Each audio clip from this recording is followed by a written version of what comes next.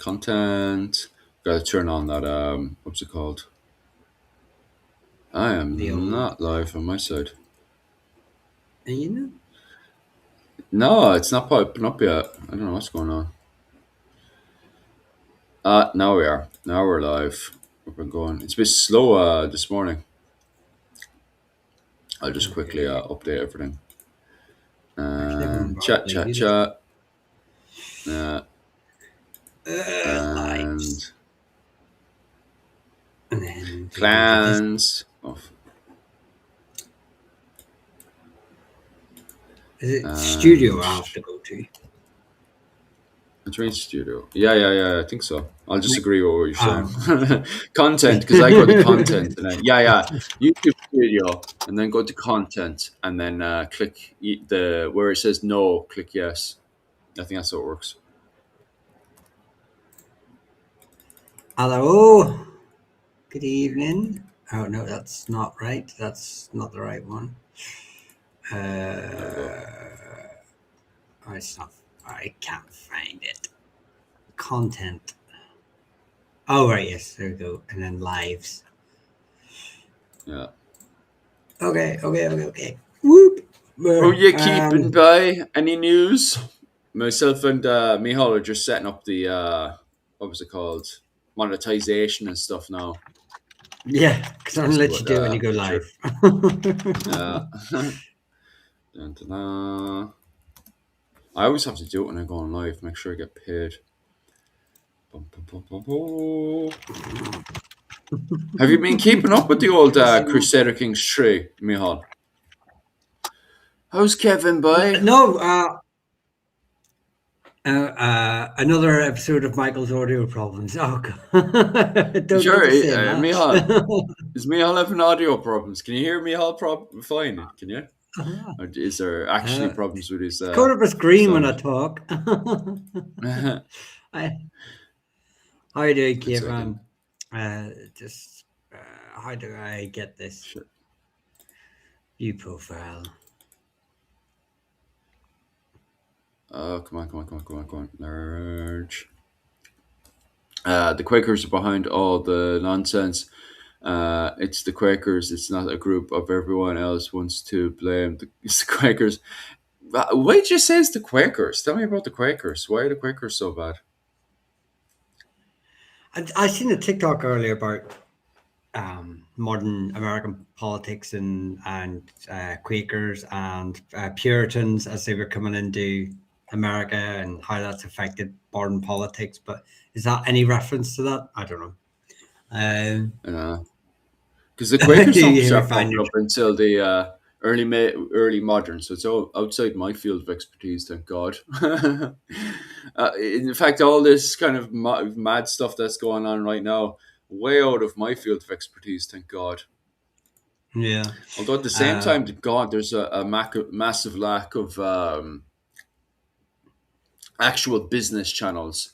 What I find very annoying these days, if you want to know anything about what's happening right now, and you click on business or anything, all you're bombarded with is these scams of the manospheres. You know, the amount of manosphere scams they're trying to promote. What are they called again? Pyramid schemes. They're trying to promote pyramid schemes. You got these young fellas, they're go-getters who can't even afford to wear a watch. They can't afford to wear a watch, right? And they're like, I know to make $10 billion. You're all idiots and blah blah blah blah blah, right? And they talk about how women are stupid and blah blah blah.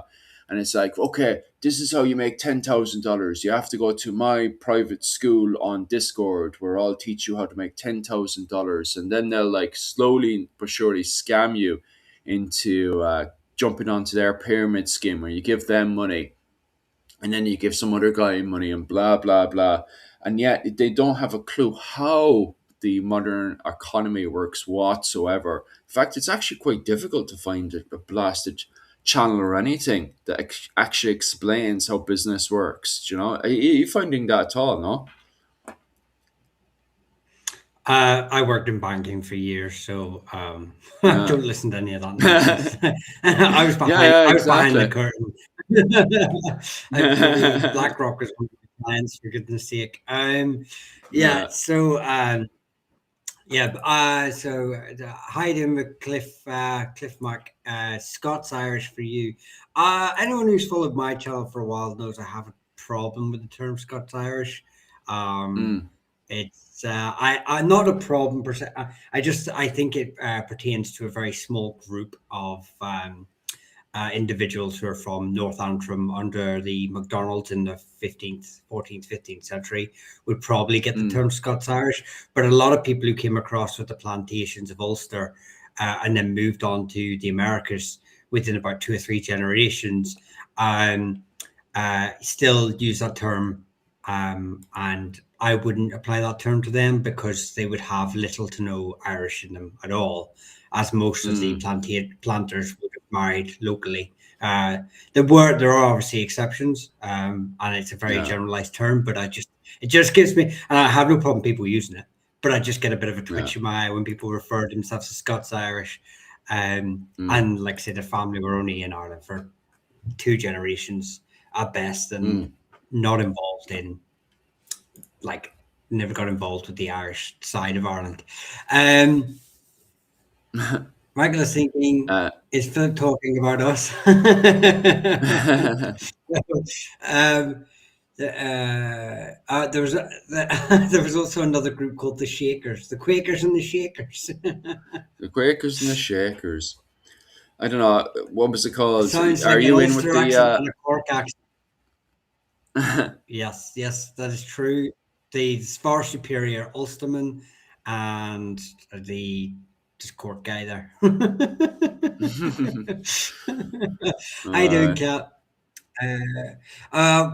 What were you talking? I seen there. Oh, Kevin, I've been really interested in the period between 1066 and 1215 recently, and I've been loving the Third Crusades. Um, I mean, I can't see that I one. always find interesting. It's pinged up on the screen. I mean, Yeah, yeah, I see it now. uh, 1066 to 1250. That's a good era though. when isn't a good era really? But no, the Yeah. obviously you've got the end of the Viking Age, for that in inverted commas. Um, you've got the Norman invasion of Ireland. It's a good period. You Mm, start to see some really big changes. I'll tell you one thing. I was apparently I've never researched into it. William the Conqueror is not really someone I'm like interested in, but what is that? his I just think he has such a negligible impact on Ireland compared to later kings that it's just he sort Mm, of ends up on the periphery of my research. And mm, obviously, most Irish surnames sort of are starting to form around this period. So I'm more mm. interested in them than I know actually what he's up to. Um, but apparently, he had interests in Ireland, in invading Ireland. I don't know if you know anything about William the that. Conqueror. God, he'd Mm, find it very difficult during his period because that's just when Turlough Breen takes back over, and then it goes back into Murtagh Breen. So William the Conqueror trying to take over Ireland would be quite difficult at that point, because the fact that military wise, because the what was it, the Norway, which was also in a better predicament, what was it called, tried invading Ireland in around 1103, and those lads were beaten back as well. What was it, mm, Magnus Barelegs? He tried multiple times to invade Ireland, ends up having a marriage alliance with Murtagh O'Brien, who was also trying to centralize Ireland. But you guys have been delayed about this, but it was the Toot up in, what was it called? Sorry, the Toot up in the north that managed to actually push back both the recognised King of Ireland at the time, Murtagh O'Brien, who was recognised by the papacy, Norway, and Scotland as the King of Ireland. Funny enough, Scotland actually recognised Murtagh O'Brien as King of Ireland with a gift of a camel, which is an interesting gift to recognize somebody as a king. And that was given from the Crusades. So the Scottish managed to get a hold of a camel with the Crusades, and then they gave it as a gift over to Murtagh Ibrahim to recognise him as King of Ireland. But regardless, Murtagh Ibrahim wanted to push up to subjugate what was left of the Ionel with the MacLachlan's and the Ullid. And the Ullid actually betrayed Murtagh Ibrahim because they were writing letters to Murtagh Ibrahim, recognising him as the Re-Éireann of Ireland. And yet, when he marched up north to subjugate the MacLachlan's, the Ullid were standing with the MacLachlan's, refusing to pay their tribute to Murtagh Ibrahim. And so Murtagh Ibrahim at the time, he had a marriage alliance with the King of Norway, who originally, when he was going to Ireland, was trying to subjugate Ireland for himself. But between the jigs and the reels and a whole load of negotiating, what ended up happening was that the King of Norway ends up recognising Murtagh Ibrahim as King of Ireland, and then they had a marriage alliance, but they still needed to subjugate the north of Ireland. So the two of them put their military forces together, went up north, and between the jigs and the reels, when the Norwegians landed into the Ullid territory, the Ullid managed to have a surprise attack on Magnus Barelegs and ends up killing him in the process. And because he died during the battle, the rest of the military force ends up freaking out and dispersing into the sea again. And Murtagh Ibrahim, his military force, didn't have the same push or drive because the Norwegians didn't have that stable ground to start with. So the whole invasion ends up completely collapsing.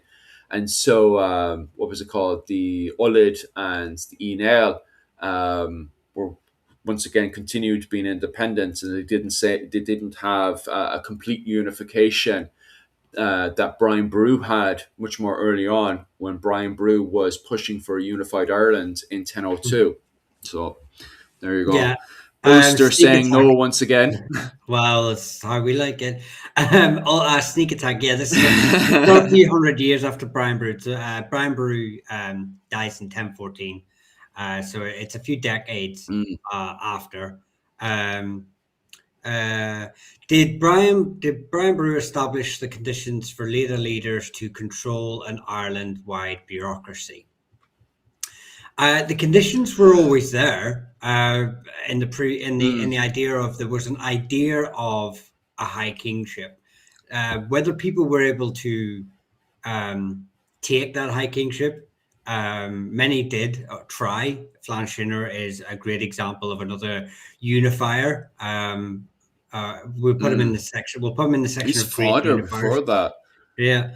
But what was it called? His father, before that. Go on. Yeah. And his grandson or great grandson, Mael Shocknall, as well. So, so the idea, the concept of this high kingship existed. Whether, like I say, whether people were able to establish it or actually enact it is a different discussion altogether. So the bureaucracy was already there. What Brian Boru did really was upset the natural order of succession and the way that it was viewed before kingship had it was who had the biggest stick, but it was very limited to a very small elite class, people related to specific groupings within Irish history. And Brian Boru completely turned that upside down by being this outsider warlord who goes on to do this thing. So he reminds me of I would like to compare him to Oda Nobunaga, the Japanese unifier, who came from a peasant family and managed to unify Japan. I like to compare those two together. There are obviously vast differences, but it's just whenever I'm relating to them, his story mirrors Oda's in such a way that I like to compare the two. For sure. Do you disagree, Philip? No,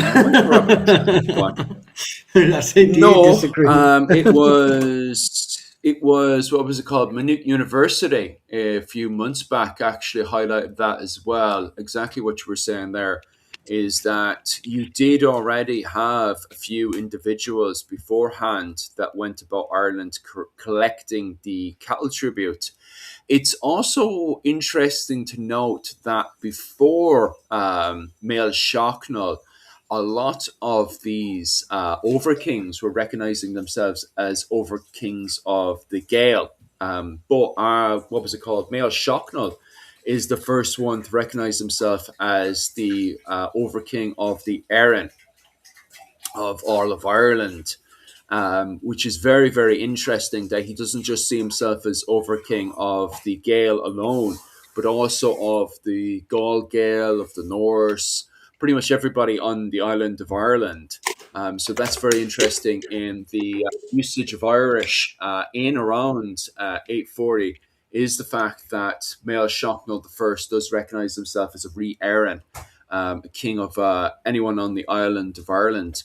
Brian Boru is also very interesting as well in the fact that he's the first one to recognize himself as more of a centralized figure, not just in Ireland, but in Scotland as well. If we look at the Book of Armagh, for example, in it, Brian Boru does not recognize himself as a re-Éireann or a Ardrí, anything like that. A lot of people turn around and say that he was the first one to recognize himself as an Ardrí. It doesn't say that in the Book of Armagh. It says Emperor of the Scots, which is insanely interesting that he recognizes himself more as a Charlemagne centralized figure. Even in the fact that he goes to Armagh and writes it in the Book of Armagh. And that's very interesting in itself because at the time, Armagh was pushing for a centralized reform of the church. Armagh at the time was fighting against the law of St. Columba. So basically, at the very start of the Viking Age, there's a civil war happening in Ireland between, what was it called? Derry and Columba. Sorry, Iona and what was it? Iona and Derry at the time were pushing for the law of St. Columba, which meant that Ireland would continue to be decentralized and every single monastic settlement would collect their own tribute. But Armagh was pushing for the law of St. Patrick. What is the law of St. Patrick? The law of St. Patrick was a centralized law where Armagh wouldn't just collect up all of the centralized tribute of the monastic settlements to Armagh, but also on top of that, everyone would follow the same laws as Armagh, and Armagh itself would literally be governed by Rome. So whatever Rome was doing, Armagh would fully agree with. Of course, many monastic settlements in Ireland completely disagree with this. So while most people, especially within the pop history world, would pay attention to the Viking Age and pay attention to the fighting that's happening in the coastal areas of Ireland, because it's the most entertaining. Because, here comes the Vikings burning the coastal area of Ireland. Most academics would actually prefer to focus on the fighting that's happening within this civil war, which is the law of St. Patrick versus the law of St. Columba, because that's the more entertaining and more interesting fighting is the internal fighting between, Northern Inel and Southern Inel, because they themselves don't give a rat's ass. They actually switch between the various monastic settlements and take favour within Armagh. But at the same time, Munster also jumps in and also supports Armagh as well throughout the fighting, because you see the rise of Filmiv MacFrithcon at the same time at the very start of the Viking Age as well. The King of Munster, as he goes in and takes the High Kingship of Ireland as well. Yeah, so it's very interesting. Exactly. If you go on, no, he's asking for sources for some of this. If you go on my video on YouTube, which clans fought at the Battle of Clontarf, in the description, you don't have to watch the video, but it is a nice plug-in if you do. I have a list of the sources used in that, and they're all free. They're all free sources used. I never list the paying ones because I want people to go back and be able to read it themselves. So there's a load of sources in Mm. the description. This one's just probably more from me, but I'll you might be able to chime in. I thought you said you were getting a drink as well, or did you get one? I've got it right here. Oh, okay, yeah, You see me spanning yeah. up The to get a drink, three. no? No, I just heard you waffling. Yeah. So are the three colors mythical or historical or a bit of both? It's a bit of both, and that can really be Mm, applied to anything really. If you're based on the sources, it is both mythical and historical. There are specific romantic sagas written about them, and they're obviously, like a lot of our literature, medieval literature, it's regarded, especially by modern scholars, as like political fabrication, so you've got the sort of the mythological and the political legend. So according to like the ancient annals and some like pseudo histories, like the three colors of these sort of three powerful warrior brothers who, in like the fourth century, invade Ulster and destroy Oamaha, and they found the kingdom of Archela. mm, And these, um, you know, uh, and then you've got like there's sometimes the three colors are actually seen as literary doublets of the aliases of the three sons of Niall Nogalach. So you've got Connell, mm, Owen, and Enda. Um, mm, and it's actually what some people believe it may be a mirror of the Enil's fifth century conquest of Erchiela instead of the fourth century. mm, So yeah, it is a bit of a mix of the three of the two, mythical, historical, bit of political propaganda. I do believe though that there is some DNA things that are coming out. So you've got like groups like the McDonalds, the McMahons, the Boylans, the Duffys, the Maguires, and they're finding like genetic clusters within mm, these groups to sort of support, a kin-based society, a kin group within Erkela, that sort of replicates almost like the Nile Nogalach gene, which is where we can specify that there was someone who lived in the mm, northwest of Ireland to 1500 years ago, who is the male ancestor for a lot of people within the Enil, what we would consider the Enil territory. So people call it the Nile Nogalach genetic marker, even though we have no way of proving that it is Nile's genetic marker. Something similar is happening within the kingdom of Argella, where we can see these clusters within the McDonalds, within the McMahons, within the Maguires, within this specific time frame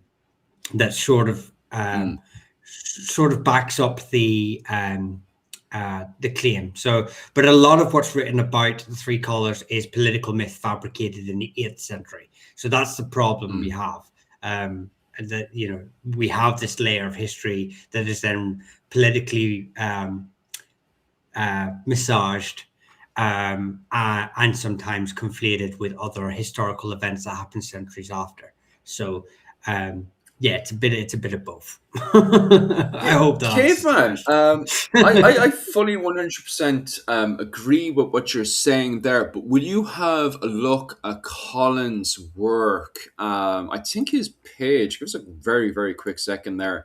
But Colin's work actually undermines this whole argument that the Vikings came to Ireland and that the Vikings had superior weapons when actually, when you look at the archaeological evidence, the Irish actually had superior weapons than the Norwegians because the Irish at the time, at the very start of the Viking Age, were armed by Charlemagne's court. So Ireland, as they call it, Celtic Charlemagne finds in Ireland proved that the Irish actually had superior spears, they had superior swords. So it's a complete myth that the Vikings came and that the Vikings had better weapons than the Irish. when the Irish were fully kitted out. Like the Vikings were farmers. When they came to Ireland at the very start, the majority of them were farmers. And these Viking farmers were fighting against fully equipped Irish King's War bands who were kitted out with the latest Charlemagne equipment. Because as you guys should all know, the Irish went into Europe and allegedly saved Europe, as the name of the book is called. What was it? How the Irish Saved Europe. But with that, at the time, Ireland has a very healthy relationship with Charlemagne's court. And because of that, then you have trade of equipment going from France over to Ireland at the time. So it is a myth that the Vikings have superior weapons going over to Ireland, especially when they're farmers. What the Vikings have and what sparks a lot of this argument to start with is axes. The Vikings are using axes, and straight away the Irish take note of it. And if you read the Annals of Ulster, you can see how the Irish really love these axes and how the Viking farmers are using the axes against them. The following season, when the Vikings return, the Irish are now using axes as well in their formations. So the Irish are forming up and they're having Dane axes, they're having singular axes. So the Irish very quickly adapt to the usage of axes in their, shield line. Colin's page, if you actually go onto my YouTube channel, Irish Medieval History, and you scroll down to the bottom, and you see what is it called, where I have everybody's pages at the bottom, almost at the bottom. If you scroll across, you can go to Arturian Historian, and if you click on to Collins's channel, which is called Arturian Historian, somewhere on his page he actually has that discussion. Yeah, he does. It's called "What Have the Vikings Ever Done for Us?" Presentation from the Celtic Students Conference. If you click on that one, he goes into detail about the weapons the Irish had at the very start of the Viking Age, and he points out all the archaeological finds, which at the time are referred to as Celtic Charlemagne finds in Ireland, which is something that's completely ignored. Michal, you look like you want to say something. No, it was someone was asking there about maybe there were new dominant lineages that created myth as there were sort of new nobility looking to be old and establishing nobility, and that's every single one of them, every single group. I think the only group that has a slight has not who's it archaeologist Cormac McSporran says the Dal Fiatach are the only group that sort of show no real massaging of their genealogy. So you have like Congal Clean of the 7th century king who died at the Battle of Moira in 637. He is later attributed the name Congal Maha because he tries to link his genealogy lineage to these ancient groups that sort of ruled from Owen Maha. You've got the Brian Boru. His family tried to associate themselves with the Oronokta, so they edit the genealogy rather than being from the Dacia. They say that they're from the Oronokta.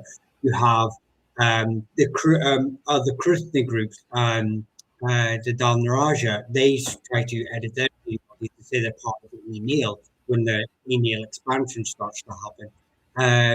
There's a lot of it. The O'Rourke's have completely edited their genealogy to a point we actually don't know who they're related to. We know they edited it. We see the marks, but they've edited it, and that they're not part of the Ibreen, but they say they are, and we have no idea who they're related to. I suppose genetics will expand on that more, but in a written aspect, from the genealogical aspect, we have no idea. Crusader Kings Tree. Yeah, Crusader Kings Tree had a chapter announcement. Sorry, they have a chapter 5 announcement, which is happening in the next, 40 hours. They're having, they're going to announce a chapter 5 announcement. hopefully we're gonna. It's all in green and stuff as well, so I'm hoping it's a big, massive Irish DLC for the year. For the whole year, they just talk about Ireland. Wouldn't that be great?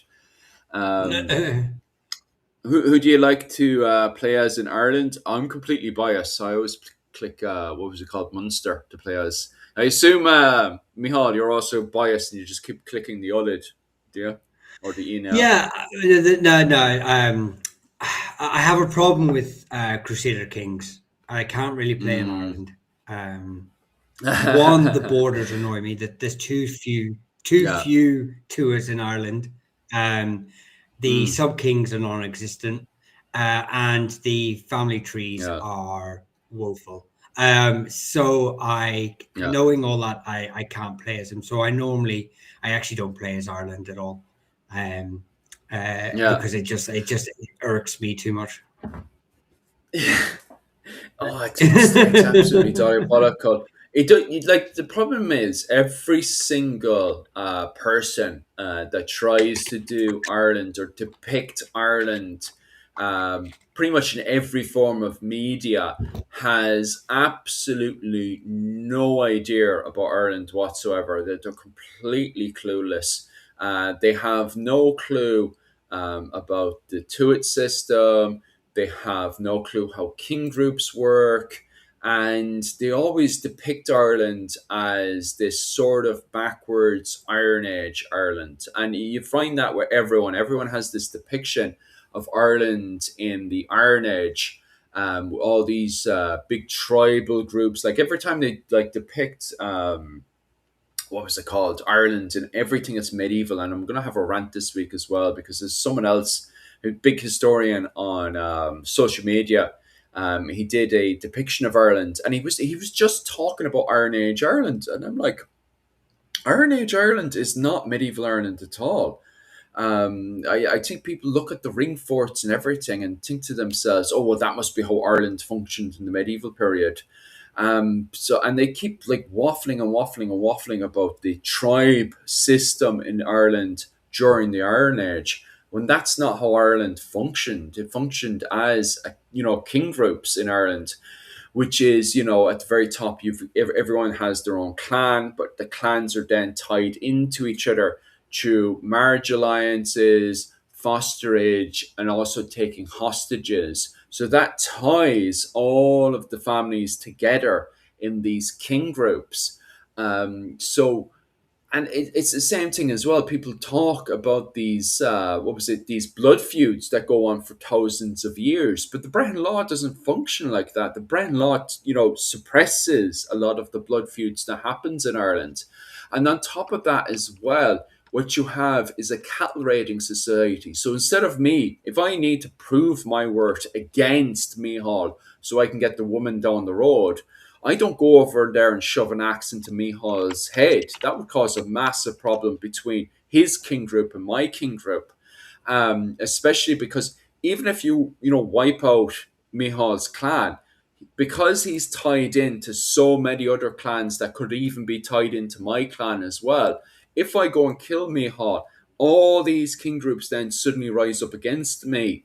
So it's actually much more easier to go off and steal Mihal's cattle, bring it back to some form of fortification, preventing him from taking back his cattle by the end of that season. So when we have an assembly, all the women of Ireland can see that I have more cattle than Mihal, which causes all the women of Ireland to want to marry me, which raises my status within the society. So Ireland does not revolve around blood feuds. Blood feuds do happen in Ireland, of course, but it does not revolve around blood feuds, especially when you have Brehons who, if I was to kill Mihal, it's very good. It's very bad for Ireland for everybody to be butchering each other. So you have Brehon judges that come over and try to suppress and have some form of compensation, which then ultimately involves with me giving cattle to Mihal's family to stop all these blood feuds in Ireland. So I lose cattle by killing Mihal, not gaining cattle. It's way easier for me to just rob Mihal's cattle, which is something all these medias and video games, not only doesn't understand, but completely leaves out, which, is terrible because there's so much banter around cattle raiding. Cattle raiding is absolutely fantastic. So it's a huge shame we don't see cattle raiding being depicted in so much media. Would you not agree, Um, Mihal? No? yeah, no, yeah, I would. I would. It's something someone said came on there said they should make a mod, and I sort of and when I get time, I work on a bit of a mod that I've been trying to do for a while, but it's just for Mm, me. And it's yeah. more historically accurate Ireland. Um, Mm. do you play? Oh, this one is interesting. Do you play Mountain Blade, and if so, do you prefer Warband or Banlord? I prefer the mod that Philip and I are historians for. Yeah. Delaguard.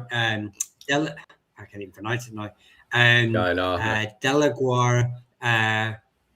It's the war of it's Italian, but it's It's Wars of set the Roses. Yeah, it's in the Wars of the Roses. yeah yeah. But the name of it is named after an Italian book of war. Mm. Delaguart something Delaguerra. I can't pronounce it. I'm sorry. I'll put it in the chat. Um, but yeah, it's English, so it is an English speaking mod. It's set in the War of the Mm. Roses, and it's going to be very historically accurate, including Ireland, Oh, it's so and massively. Scotland and England. So Mm. it's great. It's been great to work on it so far. So probably Martin Bangalore for now for what we can do to it. But I will always have a special place in my heart for Warband. Um, Yeah. who Fakatula, I can't go a night without sort of going over your I just want to say that that's an interesting perspective that the Oonoctor are part of the Parsi, but there's no evidence of that. That Dara connection is phonetic, but it's not evidential of an actual. It's not mentioned in any early Irish sources. There's certainly no mention of the Parsi fleeing Yorkshire into Ireland. So there's no historical record of this.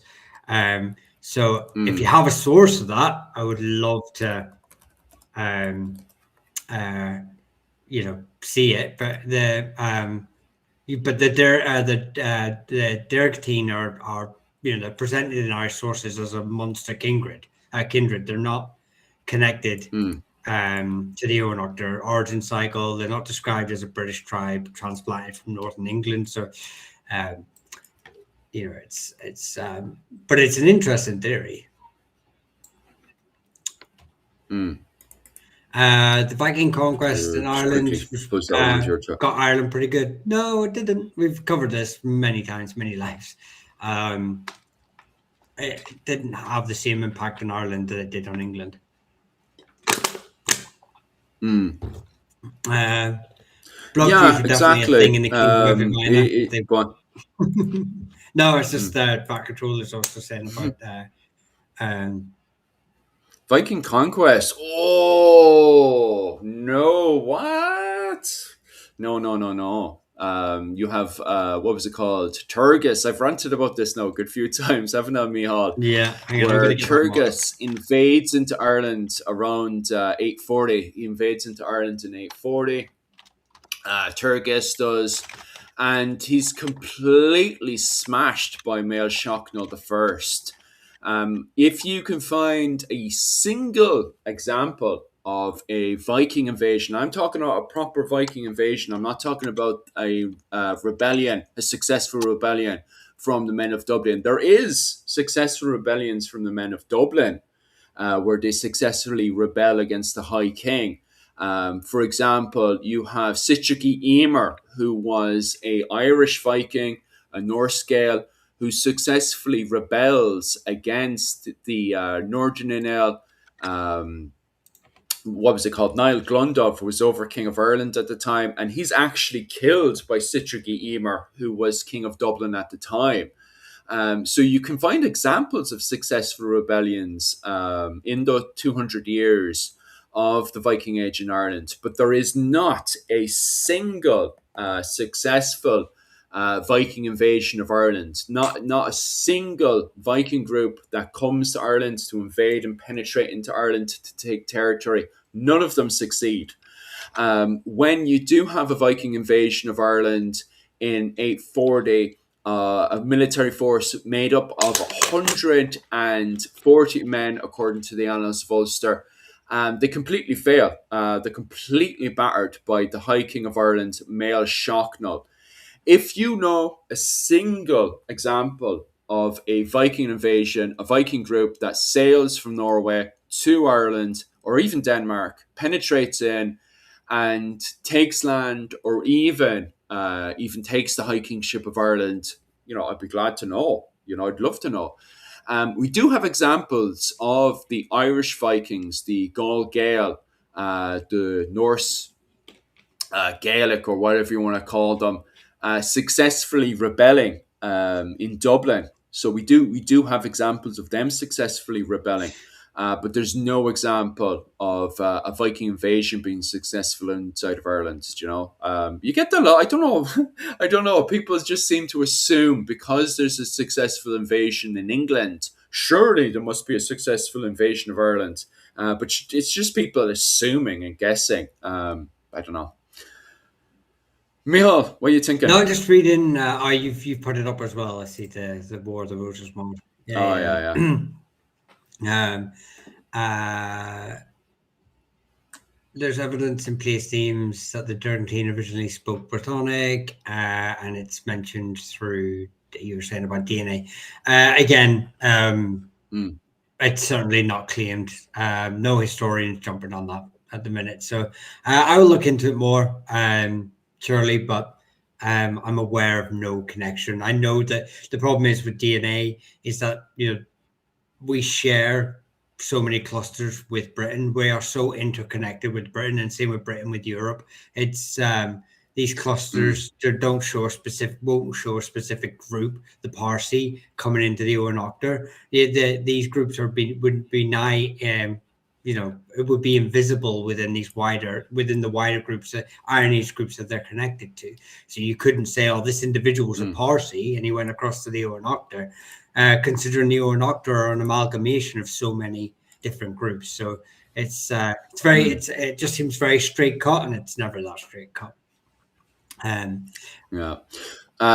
While we're shouting out to the Wars of the Roses mod, the person who's done the majority of, and I just want to give credit where credit's due, the person who's done the majority of the research into the armor and is actually running the administration of that mod is Ghost Hero. He's nicknamed as Ghost Hero. And I just want to give a shout out to himself because he has done oh my god, he's literally broken his back 360 for this mod here. Yeah, and what was it called? He's been absolutely phenomenal, and the amount of research he's done into the armor when it comes down to the study of Irish history is absolutely phenomenal. He's an absolutely wonder, to be quite honest with you. You'll see him, his name buzzing around the place. Username is Ghost Hero. So just to give a shout out to himself as well. So it's not just myself and Michal doing the research into the Irish for that mod. It's also the stuff that Ghost Hero has done and his research into the armor is absolutely phenomenal. So just give a shout out to himself as well. Yeah, he's done great work at trying to rope me in whenever I wander off and trying to get around. Poor guy's herding cats when it comes to trying to get this mod going. Someone's asking about when the release date is. But did they say 2027 is... It's trying to, because they're doing it in their free time. I think they've got a good chunk of England almost completely done, and they're slowly drifting over to start Ireland up from last time I checked. For the time being, I would just be patient because it's lads doing it on their free time. And love the stuff they're doing right now in England because they're still over in England. And I think they have the basics of, what was it called? A lot of the stuff done for York and the Lancastrians done. because you can see, if you just type that onto YouTube, you can see all the stuff they've done so far. So they have done a good chunk of it, but it's the details. And the problem is, I've been watching it for a while, and there's some details that hold the lad back. Like you would think they'd be able to get it done, solve some of these problems in an hour. And geez, it takes months. Like sometimes I come back a year later and they're still stuck on some of those little tiny problems. And from my understanding, I have no clue when it comes down to coding or anything like that.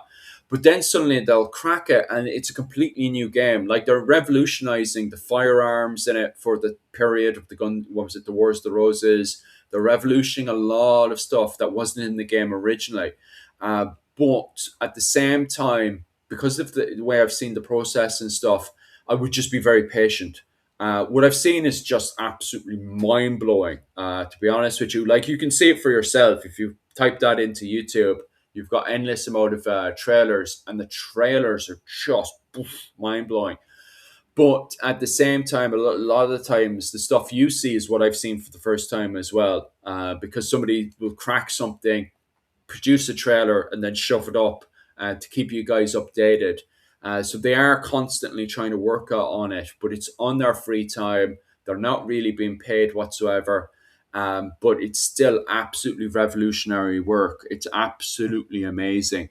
And it's all historically accurate. Like the level of historical accuracy is absolutely mind blowing. So I'll definitely go over to YouTube and check that out for sure. Yeah, definitely. Miha, you look. No, no, I just reading the Fat Controller's comments, just trying to make a mental note. So when I go, and sort of later on this evening, I'll check some of this stuff, like because I don't, Cashel. What was yeah, it no, called? The I mentioned about the rivers as Go on. well. But again, I don't know the names of every river in Ireland, so I need to go and check that out. Like, but so I'm just taking mental notes and stuff like that of this. So, um, because I can't come out with a He's counter actually argument. right about the fort, though. Mm. The what Castilian? I'm not sure. Yeah, yeah, yeah. He's actually right about it being Latin. I don't know about the rest of it, but it is interesting to note about that connection. I'm just quickly looking up the rest of what you're saying there. It's most likely for the time being connected to fortification because of the fact that this is also the era when you have so many raids happening into Britain. It's also interesting to note that there's a weird technology sharing going on between Rome and Britain and Ireland at the time as well. If you look at the language of the what was it called? Oh my god, the Irish language at the time of Ogham. It seems to us that it's massively Latin influenced. Like there seems to be somebody who's very, very educated with Gaelic and has gone over to Roman Britain or France and gotten a full Latin education. Like this is before St. Patrick comes to Ireland. So even before St. Patrick comes to Ireland, there seems to be a Gaelic person that seems to be massively educated with both Gaelic and Latin. And the fact that he's applying Latin back into Gaelic with the alphabet, which is Ogham, and even putting in spacing. It's the very, very first time there's no spacing in Latin until the Irish put it in. So the Irish are reinventing Latin, which is mind blowing. And this is before St. Patrick comes to Ireland as well, that we already have people who are educated that may be Irish. They're educated in both Latin and Irish and are producing a new language called Hiberno Latin, which is absolutely mind blowing. And as the Fat Controller highlights there, the fact that we have the introduction of Latin over to Ireland at the time with the word cashel and cassil. So, like, what's going on here? And that's over to the Rock of Cashel, that we're suddenly seeing these big, massive fortifications that are very similar to what you're seeing over in Rome as well, which is absolutely mind blowing. to Yeah, tell you the but truth, also like, you know. you've also did like the Irish vocabulary for forts and castle. Well, forts already Mm, exists as well. Duns Fort, um, Rath's mm. Ring Fort, and then castle. Or I don't know the pronunciation of it, but it's not Cashel. It's not Yeah, Castello. casual, It's yeah. Cashel. That's specifically a stone fort. So Mm, the linguists, the linguistics already exists, but obviously this is you're talking before that. well, There's the obviously word casual appears. One. no, there's obviously evidence of language exchange. There's obviously evidence of Oh yeah. mass amounts of backwards and forwards um, between Britain and Ireland, but it doesn't denote that a Mm. specific group is then related to because of a Oh few yeah. words here and a few words there. Um, you've mentioned Mm. genetics too, but again, Iron Age genetics is a minefield all on its own. Um, and Mm. also the Irish are very good at um, giving us a sort of picture of who they're related to. It can sometimes be fabricated, it can sometimes be misaligned, but we still get a very good image of what medieval Ireland looks like. And there's Mm. no the fact that this group, the Parsi, are never mentioned, it would be a red flag enough for me Mm. to be like, why not? Or even given another name so that they can be, Yeah. a Gaelicized name. But then again, like I say, it's not a subject. Iron Age Ireland is not my area of expertise. Um, Am I skipping? It's slightly slowed So down a wee bit, all right, but it's not too bad. I'm just quickly reading the yeah, no, comments and stuff. yeah, so no, Irony Ireland is not my area of expertise. So I have to go back and Mm. research before I out and out disclaim it altogether. But like I say, no one will ever can ever discredit the interactions between Ireland and Britain and the wider world. Yeah. It happened. Um, Mm. but I know you're very much fat control on the ethnic side of things, which is um, when it comes to Gaelic culture, is a bit, it doesn't really make sense because the Gaels weren't a people; they were an amalgamation of people. Mm. What is a Gael? You have to describe what a Gael is before you can pick a hill to die on and what it is about, what it is you're arguing. And the fact that the Gaels are made up of multiple groups of migration waves into Ireland coming from the Neolithic period all the way up to the Iron Age, just shows it's a multi-ethnic group. It's a multi-ethnic label that has been designated to the people now living in Ireland and speaking Irish. Um, it's not just like a What was it? specific. It's the work. Fat Controller, have you been looking at Dr. Anthony Harvey's work? Dr. Anthony Harvey is the one that is the master at Hiberno Latin. The thing is it's not a foreign language. Somebody in Ireland has constructed Hiberno Latin. And it's also interesting that they're not speaking Hiberno Latin amongst themselves. They're speaking Hiberno Latin to other foreigners. It's something that's constructed between the educated class, but amongst themselves, they're still speaking Gaelic. So it's a language that's constructed to talk to foreigners, and it's an external language.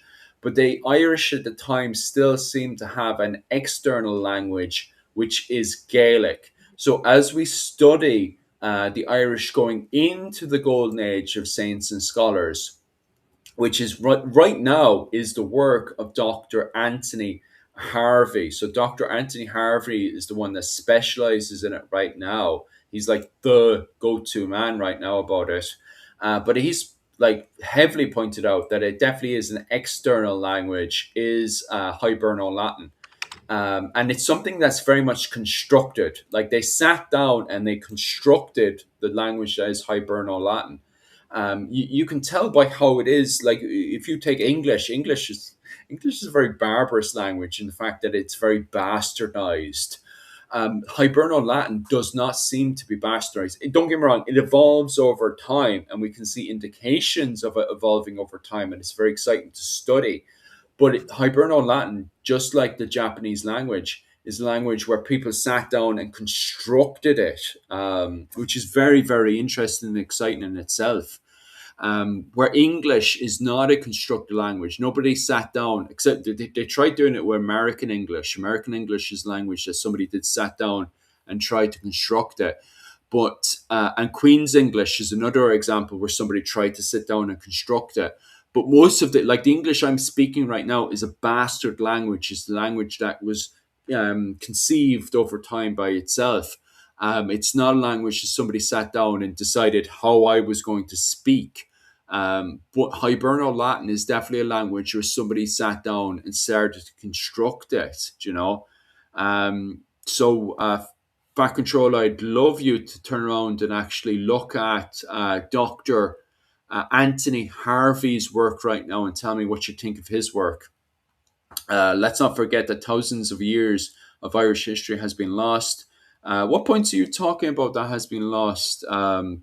You are correct that Henry VIII and what was his name? Cromwell has definitely burned plenty of literature. So I'd love to know which ones you're raging about right now that's missing. Which contains, yeah, you are right. The Annals of Cashel is missing. That's a very good point. I definitely do agree with. It was stolen from the library of the Earls of Kildare and is hidden in. Oh, you reckon it's hidden in London? Why do you believe that it's hidden in London? Because I always, to be honest with you, Fat Controller, I assumed it was burned. That either Henry VIII or what was his name? Cromwell burned it when actually, there we go. There's Cashel now. The reason why it's in ruins is because of the likes of Henry VIII and Cromwell burning it and setting it alight. And with it, I assumed it was burned. I don't think the of Cashel was burned. I think it's still intact in London. That's an interesting one. Very, very interesting. Why do you think it was preserved? Just out of interest, like, because I just assumed, to be honest with you, that it was burned. St. Paddy's Day spoke Hiberno Latin. He would have actually spoken. If we look at, I is it? You go over to the confessio.ie. It's actually online. Give us a quick second there. We can actually do this together. If we type in confessio.ie, St. Patrick's letters. We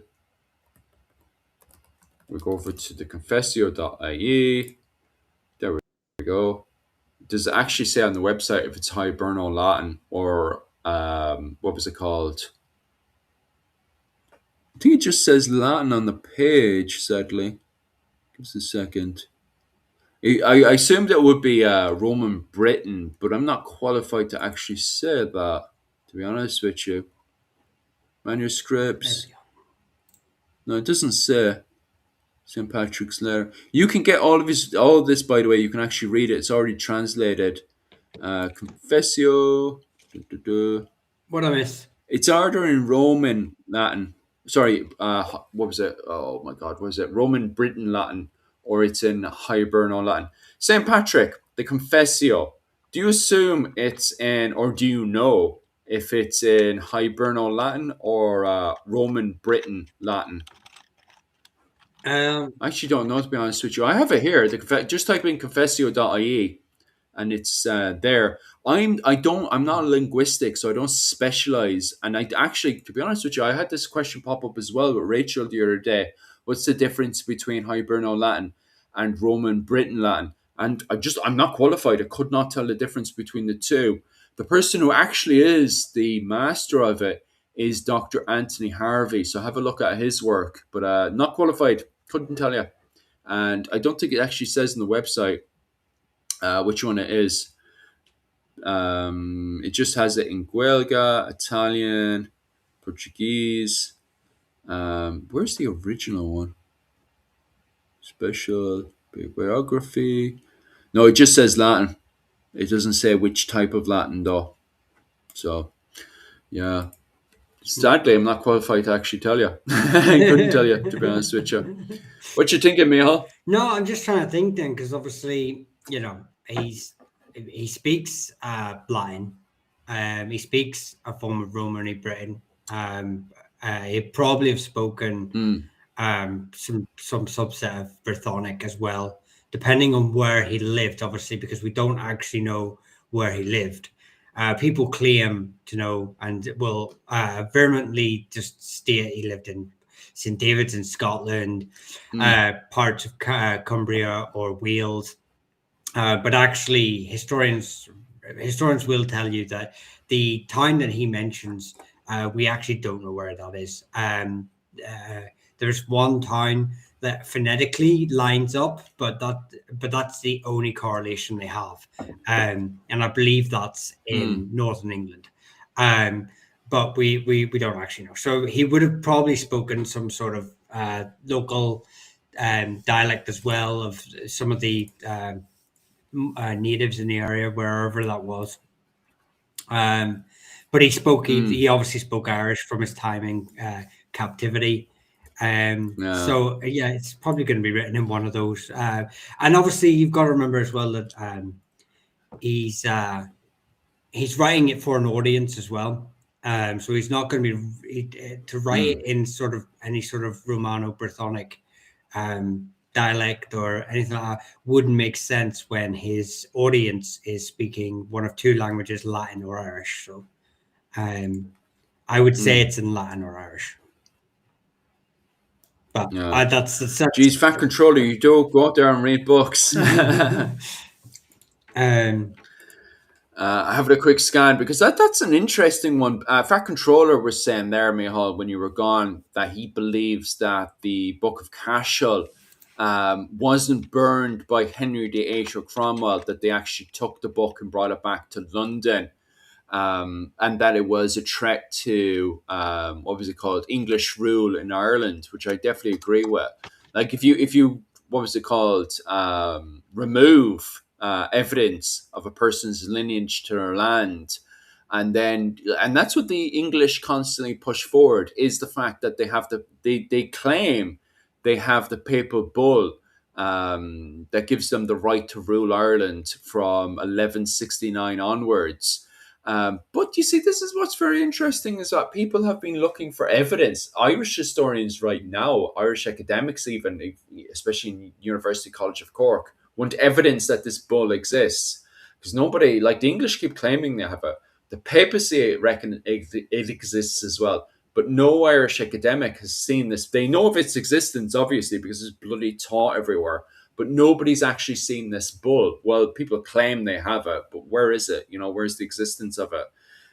So nobody's brought the papal bull forward. The liabilitor, as it's called, nobody's brought it forward to prove that England actually has the right or had the right to invade Ireland in the first place. And it's very interesting as well. Everyone would then claim that the Norman conquest of Ireland was success. It wasn't. They actually lost the Battle of Turles. The English lost the Battle of Turles in 1160. What was it, 1175, which is very mhm. interesting because, as you know yourself, lads, the Battle of Hastings was a massive success for the Normans, but the Normans actually lost the Battle of Turles against the Gaelic, which everybody seems to forget. And then what happened after that? You have the siege in Limerick, which ends in a stalemate, which shouldn't have left. It should not have ended in a stalemate, because Rory O'Connor actually betrayed the O'Briens. The O'Briens were holding Limerick Castle, and they were winning that siege. What was it called? The O'Briens were winning the siege against the Normans until Rory O'Connor came to an agreement with Henry II. And he ends up, Rory O'Connor betrayed the O'Briens and allowed the Normans to capture, what was it called?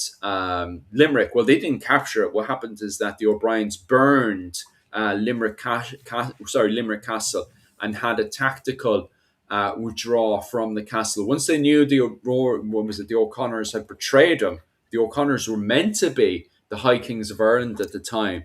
They had betrayed the O'Briens for the English.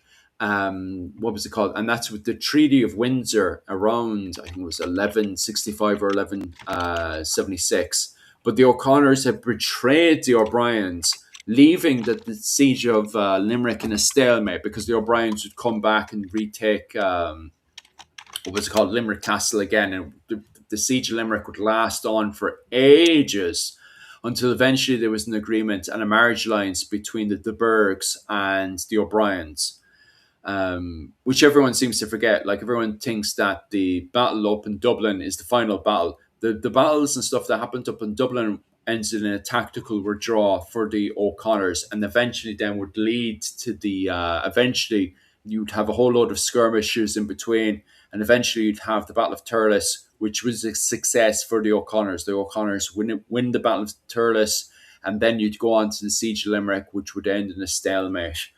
So the what was it called? The Norman invasion of Ireland ultimately was a failure in many regards for anyone who was, for the likes of Strongbow and Henry II, who were looking to take the kingship of Ireland and be kings of Ireland. So from the perspective of wanting to be kings of Ireland, it was a failure.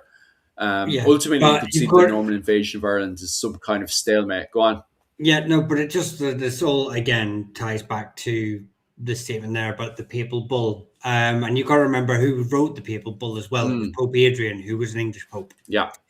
So allegedly, and he actually physically described the Irish as barbarous and rude. So he already didn't like us when he's issuing this to Henry II. So just remember, even if they found this bull and produced it, it's a very political piece of paper. It's not. It's as the Pope was. Where's that comment? I've got too many chats up here. Fat Controller. If you read the Confessio as well, you are right. Fat Controller, have you read the Confessio? What's your thoughts on the Confessio, Fat Controller? Because I definitely would. What was it called? Dr. Owen O'Neill is not a fan of the usage of Celtic Christianity. And I do agree with Dr. Owen O'Neill's interpretation of insular Christianity, as they're referring it to. Because the problem is that if you use the word Celtic Christianity, people would assume that it's a fully organized religion. And the thing is about insular Christianity, or Celtic Christianity, as you guys are calling it there, is that it's a religion that evolves in Ireland by itself independently, and that's why people prefer to use the word insular Christianity. It's a religion that suddenly it doesn't come into Ireland and just goes whack. Celtic Christianity, Celtic paganism is dead in Ireland. It's something that kind of evolves next to Celtic paganism in Ireland, and it's quite complicated. And the problem is as well is that we're missing a massive amount of literature that explains the evolution of insular Christianity inside of Ireland. One of the biggest arguments and debates that's happening all this week and has been happening all year between the likes of Maynooth University and various universities over in York as well is the evolution of Bridget in Ireland, which is a very, very complicated figure. Because if we were to look at the evidence beforehand, there seems to be some kind of connection between the goddess Burgundies in York and Kildare. So there seems to be some kind of indication that there was a goddess in Kildare at the time, maybe called Bridget, maybe called Burgundies. We just don't know. And then suddenly we have a saint in that same region called Bridget, or a woman that is called Bridget at the time in around 500 AD to 550 AD. But she's not recorded until 100 years afterwards in 650 in the bibliography of Bridget, where it basically, all it says, it gives us very few sentences, and it basically says that you have a woman, maybe you guys can correct me on this if you read the bibliography of Bridget, that now has been rewritten in 800 AD. It was rewritten into the Book of Armagh The original one is allegedly destroyed. We can't find the original documentation of the bibliography of Bridget that was written in 650 AD. The copy is written in 800 AD, which is in the Book of Armagh, and it's only a very few lines from my readings and stuff. Maybe maybe I've missed something, but in my own readings, it gives us very, very little information inside there. And that is basically that a woman called Bridget basically chose the Bishop of Ireland, which in itself is insanely interesting. And on top of that as well is that she's the head of the handmaidens that protect this cauldron of fire in Kildare. So in itself is very, very interesting. But it also gives us this kind of keyhole look into this evolution of Celtic paganism into insular Christianity. That is a religion that's kind of evolving by itself, which in itself is so interesting. The comments there are super interesting as well. It's Celtic as identity. Go on there, what are you saying? No, if I've just got another question someone was asking here. String for life, so I was just gonna go into that briefly. So they get it from this chat. When was the island of Ireland named part of the British Isles? That's a twofold. Twofold question, because it appears in Pytheas of Marseille's the Britannic Islands. This is the proto word for British. In the but he doesn't call it Ireland. No. He calls it the Britannic Islands, right? So it's pluralized, and it means he's not talking about Ireland there. Wait. So yeah, it's the. Go on. I know I'm putting my foot down there just to make sure. Go on. Just shut up. I'm getting political about this. Remember, these are conversations. That's what I'm going like to. An academic. That's what I'm going to. I'm gonna tick all the boxes you can. Go on. So yeah. Pytheas of Marseille names it the Britannic Islands the painted ones or the tattooed ones. It kind of loosely translates to, in like 300 BC. But you have to remember the context of what Pytheas is actually writing this in. He's not gone up to the islands himself and spoken to the inhabitants of both these islands and go, what do you call this? Most likely what has happened is he is speaking to other traders, people from the Roman world, or not the Roman world, sorry, the trading world, and most of them will be Brythonic speakers, and he's asking them, who lives there, and they'll be like, oh well, Britons live there, and he's gone, okay, that's the Britanni live there, that's the Britanni. He's not actually gone up and asked the individual groups what do they call the island. So it's a very generic name for it. That's not what the people of the island are calling the whole islands themselves at that time. We can also see that with the fact that only like 100 years later, when other cartographers are writing about it, they're calling it Ernie. Just to be clear, and quickly put in there, he is not talking about Hibernia there. Just to be clear, he is not talking about Hibernia in that sentence. No, Hibernia comes into play in the first century. Hibernia comes into play in the first century by like Julius Caesar, and but before that, about 100 years, so in like 200 BC, you start seeing Ierne or Hierne or Herne written on maps next to Ireland. So already you can start to see as the map gets fleshed out, as the world becomes smaller and cartographers and traders and they meet more people, more information is coming in. So you can see that more of the map gets fleshed out. Think of a game where you sort of can see a map, but you haven't cleared that part of the map yet. So you can't actually see who's living there, what resources are there. That's basically what Pytheas is dealing with. That's the problem he has. People then try to apply that to modern politics, because obviously we start using the British Isles again as a political statement later on, especially during the sort of 17th and 18th century. And people started, well, it's always been called this. It hasn't always been called this. That's a problematic statement. It has just been referred to by outside sources with limited information about the area as a general descriptor for what is up there. What is up there? The Britannic Isles. That's it. It's not saying all of these are the Britannic Isles. So everyone in it is Brythonic P Celtic speaking people. They're not saying that. But people have latched onto that politically later on to claim that. When we can obviously see that that's not the picture. So you've just got to be very careful. It is the Greeks in 320 that identifies the island of Ireland separate. What was it called? Era.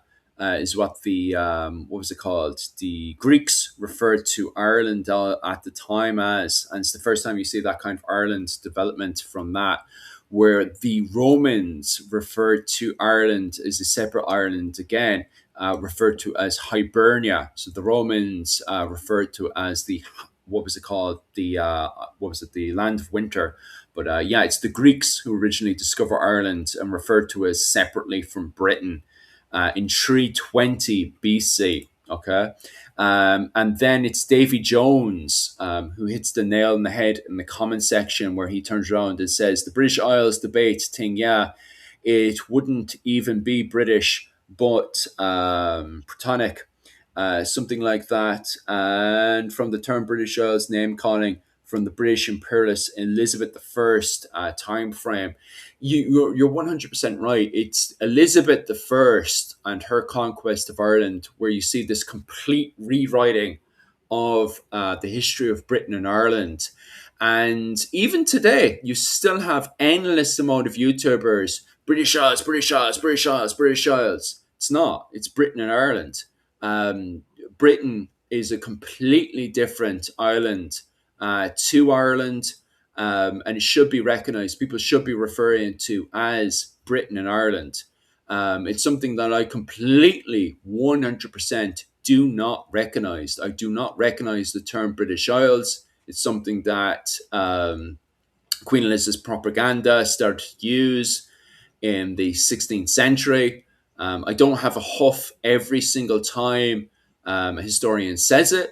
But I refuse to say it. And what really annoys me is, and I get very tick about it, and I have no problems getting tick about it, is when I have another historian trying to enforce that term against me. It is a stupid and ignorant term. When you say it or say it against me and you're ignorant to the usage of the word and how it was invented in the 16th century, you literally have a brain that must have been smacked against the wall a few times, in my interpretation. So it's basically a word that was made up in the 16th century. I agree. I mean, look, you can the Isles have been called different things at different times by different cartographers, by different Greek writers. Poseidonus, Strabo, to name a few. Aristotle. I don't think it's the famous Aristotle, but I remember the name. It's been called as Albion and Ernie. Ireland's been called Eris. It's been called Erie. It's been called Hibernia later by the Romans. Ivernia as well. So it's had a lot of name changes these days, and it all comes from the information that these people are getting at that time. It doesn't speak for the individual on the ground. You wouldn't say if you give someone a map today of just which party leads a country, you wouldn't turn around and be like, oh, America's, everyone in America votes Trump because I can see a map and it's got Trump written across it in red. You wouldn't, when you look local down, there are different factions within that. Same with CCP in China. Same with, these very broad statements, don't reflect what's actually happening on the ground. As for the term British Isles, I'm not a fan of it. I would never use it myself. I don't get irked when people use it. I do get irked when people try to, like you say, enforce it. That is like, they start going, if you go, oh, we don't refer, why did you not use the term British Isles? Oh, I don't, there's two islands on it. One doesn't recognize it. I think the British government don't even really recognize it now.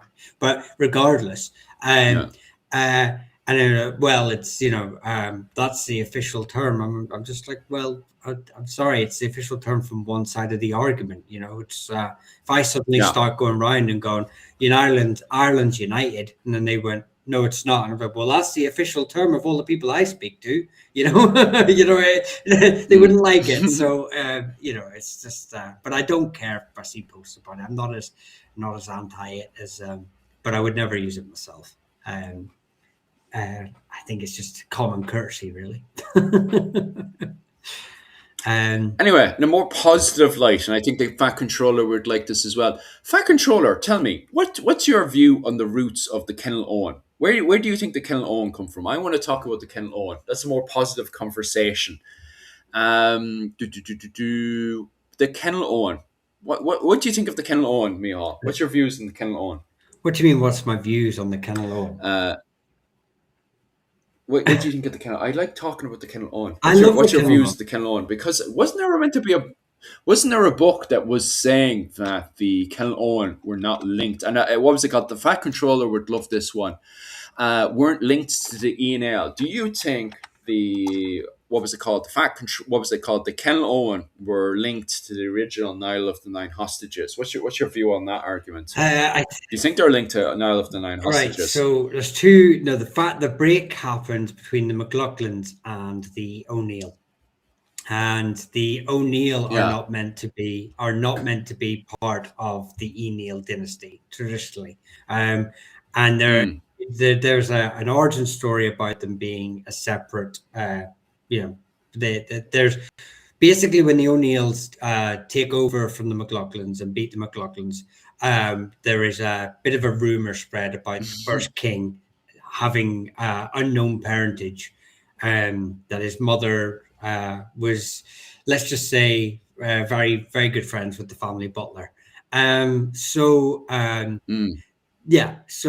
obviously you have that, but as a whole, I believe the story you're referring to, this the book. What was that? It got republished there last year or this year. The problem with it, they're not a single biological group. That's the problem when you start saying, the O'Neill are not this and they're not related to this person. Clans are not polygenetic. They absorb other peoples into their clan system, into the tribal group.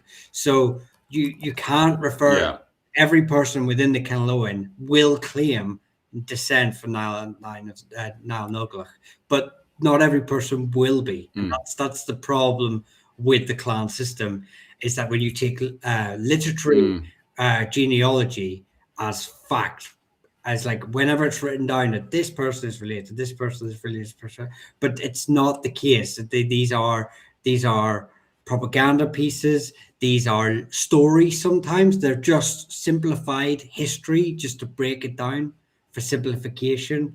They're not literal genealogies. They're not taken.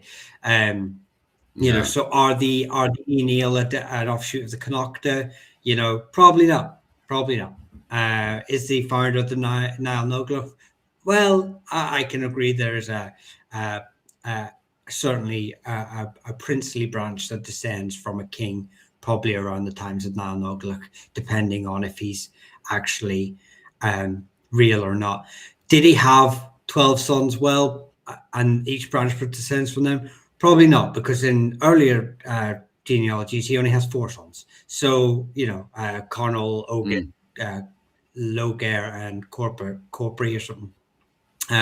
So again, we can see that these groups, Brian Lacey's book, I believe it is Brian Lacey's book. I think that's the individual we're talking about, who says that the Kennel Conall and Kennel Owen are not actually descendants of Niles. Instead, they're like they're actually part of similar groups as the Cryfni, or earlier groups, or the Dalfiatuk, all these sort of earlier groups of Ulster. They're actually a part of that, and they fabricated the genealogy for unification. So that's Brian Lacey's work, is that they're not part of that group. They're not descended from Niall Noglach. But again, modern DNA kind of is throwing smoke up and kind of muddying the waters about what it is. But again, it's when people take genealogical tracks where groups and individuals claim descent from specific groups and take that as fact, and that's not the it's not the whole story. There's a reason why these are written. Yeah. That's a quite interesting. The book we were talking about what is called, if you go on to the fourcourtspress.ie, you can find the book there. It's called Kenil Owen and the Donegal Kingdoms, AD 800 to 1200s by Brian Lacey. So you disagree with that book, is it? No, I don't disagree in the sense of I have a very fluid version of that I can understand that why groups are changing their genealogies and why they're placing themselves in specific times in history. Why Congal Clean of the Dalnaraj is claiming descent from the Oamaha, from Aboriginal groups of Ireland. Why the Dalfeatuk and the Dalnaraj are spending 300 years arguing about who are the true Ullid. Why the Eneal suddenly come in and suddenly their genealogy proves that they're the ancient kings of Ulster so they have a right to Ulster. The same way Brian Boru has genealogy claiming to be part of the Owen Octor.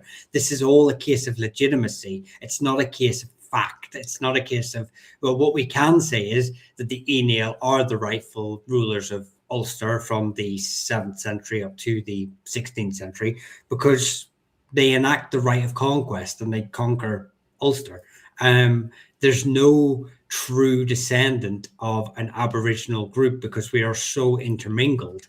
To claim to be some pure line descendant of a specific group in Ulster gets me more worried about the health concerns that you may have from that years of inbreeding. So rather than letting you rule the Kingdom of Ulster. So I'm not worried about it. I don't really mind. Both are interesting theories and both can be true and wrong at the same time for multiple reasons. So I don't get pegged down by it. Because also for the fact of that I'm a Dalfeatuk supporter. Right. we know where this is going. They're the trolls. Fact controller. Was it fact controller? Do not say things like that. Con of the 100 Battles was real, okay? We won't handle that stuff in this chat. You'll be getting banned if you say he's not real. He's in the chat there saying that Con of the 100 Battles was made up. What, to prove someone's lineage? That never happens in Irish history. I don't know what you're talking about. Yeah. Huh? He was a real man. I won't have that spoken in my comment section, huh? Look, I'm descended from I was going to ask something else. When you're one...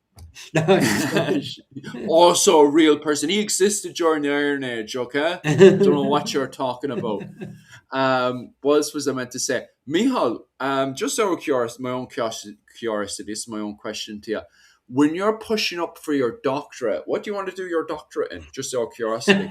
As of right now, if I was to do a doctorate right now, I would definitely do it on the protection racket of the Gall Gael, the Irish Vikings in the 10th century. If I was to do a doctorate right now, if you were to do a doctorate now, what subject would you do? Just out of curiosity. If I was to do a doctorate right now, what subject would I do? Yeah. Do you know what? I've always wanted to. I've written a paper for the last couple of years, but I haven't never released it.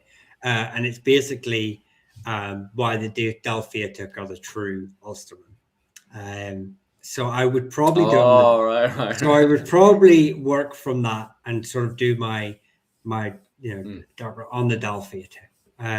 They would be my. But then again, I would never, I probably at the same flip of a coin, I wouldn't, because I've heard too many stories from people who've done doctorates about, once they've done a doctorate in something, they never want to look at it again. So because they've just spent years reading about it and researching it and doing stuff for it and papers and dissertations that they never want to see anything. And I would to do that to Irish history to me would destroy me. I think you're in a comfortable position because I notice, and maybe you have a different experience than I have. I noticed that people who did doctorates when they were young completely destroyed the subject for themselves. Mhm. But I think it's because they just went about everything the ass ways, basically. Mm. They, they didn't know how to, they had poor communication skills, they didn't know how to express themselves, they didn't know how to ask for, the right way to ask for advice off their doctorates. They didn't know how to put everything together. Where I find people who go for their doctorates from the age 40 upwards when they've started to retire and tidy everything, working and grinding life that start to get either settled down or they've started to tidy that away and they're in a comfortable position financially when they start the doctorate. It's something they end up working on for the rest of their life with enjoyment. So it's definitely when it comes down to especially doctor level upwards, masters and doctorate level upwards, it's definitely something you're better for history anyway. Not talking about everything else, but history and archaeology. It's definitely something that's better to do when you're older, from my opinion. That you're better off getting a doctorate in something else to start with, such as accountancy or an actual doctor of medicine. They're the places to get when you're young. Doctorates in the likes of archaeology and history, I have found in my experience, they're stuff that's better to get when you're older. Also, on top of that as well, if you're passionate about history and archaeology, it's something that you will build up over time. You spend your 20s, your 30s, even your 40s and your 50s getting involved, slowly but surely seeping into the world of history and archaeology and building those contacts. And also on top of that as well, you've now become something important. Like your doctor and other people within the academic world will turn to you as well. So you're something of value. When you're in your 20s, you're not valuable. You're seen as young and stupid. And people treat you like that, as young and stupid. So I do find that people are easily slapping younger people away when they're trying to poke and prod for things within their doctorate. And even listening to a lot of people, what was it, Matt Easton, his buddy who went for his doctorate, and it started off as a master's because he was specializing in the Wallace collection, and he was trying to category every single armor inside of the Wallace collection, and it literally went from a master's into a doctorate into a professor, and he's even gone ahead of that. And it was definitely something because he had worked inside of the Wallace Museum for the majority of his life. It was a domino effect there, where he had the contacts, he was somehow of value within the academic world. So when he started to go for his master's and his doctorate, it became a domino effect. And I think you should when you're going, when you're spending your 20s and your 30s, and then when you go into your 40s, your 50s, you suddenly have a domino effect. Mm. And I think Micheál, the two of us there, are in that position that we can easily shape ourselves, that when we finally go for our doctorate, it's more of a checkmate rather than running around like a fool trying to put everything about and it turning into this horrible what was it called situation. No, I'm not saying that doctorate isn't work. It's work, obviously. But when you do the work, I think from my experience and listening to people, you'd rather it be a checkmate rather than this being this complete unorganized nightmare, for sure, from what I've seen so far. Just quickly go back. Have you Y-DNA tested, Michael? I have, but I've only got the Y250. I think they were doing to 500 a couple of years ago, and then I think someone said that they were doing up to like 1,000 or something. But I've only done the 250. My family group Y-DNA is, from what it tells me, is basically, from what I already knew, stuck in the North Louth, South Down sort of parts of, between sort of anywhere between Newry and Banbridge and, that sort of area of Ulster has been there for God knows how long. So, so I'm just part of that neck of the woods, unfortunately. Well, not unfortunately, I love it. That's what I've got here. Behind me on this image is is part of that, is from that area. So I have Cicero agreeing with my Dalfiat claims. I have 02399 disagreeing with it. How powerful were the Boleyns? Which Boleyns? Because you've got the Thomond branch of Boleyns, you've got the Tira branch of Boleyns in Sligo, and you've got the Ulster branch of Boleyns as well. So, I mean, the Thomond branch of Boleyns would probably be the most powerful because they sort of claim descent from like Brian Boru. So I suppose they would be the more powerful, as you ask there, King Kong. Young. Heading back over to the Four Courts as well, another book that everybody would be interested in. The Celtic World by John Wedlow. February 2026. Has that been pushed back again? That's an interesting one as well. Because it's a complete update to all the everything to do with Celtic culture, and a complete update to everything. So it's definitely a book to watch out for. What else do we have in here? Oh, Bridget's World. That's the one that Maynooth University keeps drilling in over and over and over again. I don't know if anybody here listens to the Irish Medieval podcast over on Spotify. But this book is starting so many arguments right now. It's called Bridget's Worlds, and it's one of those books everyone's looking forward to because of the argument: was Saint Bridget real? Is so much on fire right now. So it's a book that everybody's looking out for. That's dated right now on the Four Courts to November 2026. So if anyone's interested in that massive argument, definitely head on over to the Four Courts and have a look at that one. That's definitely going to be a book I'm going to pay attention to. All right. There's another book I didn't see before as well. First published, it's a republishing of Iona, Kells, and Derry, a history and hagiography of the monastic family of Columba. When's that dated for? Let me have a quick click on that one. November 2027. So it's not out until next year. I think that would be a book that you'll probably be after as well, Michal. The Iona, Kells, and Derry, a history and hagiography of the monastic family of Columba. Because he's connected to the Kenilworth as well. Ken O'Connell. Columbus, he's a prince. Yeah, of the Ken O'Connell. So he's and then he goes across to Iona with close family members as well. So they believe that obviously he has descendants there or close, that would form the groups that I think the groups of Iona, like from the Scottish side, you've got the McKinnons are original holders of Iona. You've got the McAllisters come in later, Branson McDonald's. So they're probably going to show up relations to them as well through intermarriage with the groups that are there. But so I'm just trying to find my FTDNA results. Was asking about them, and I'm trying to find my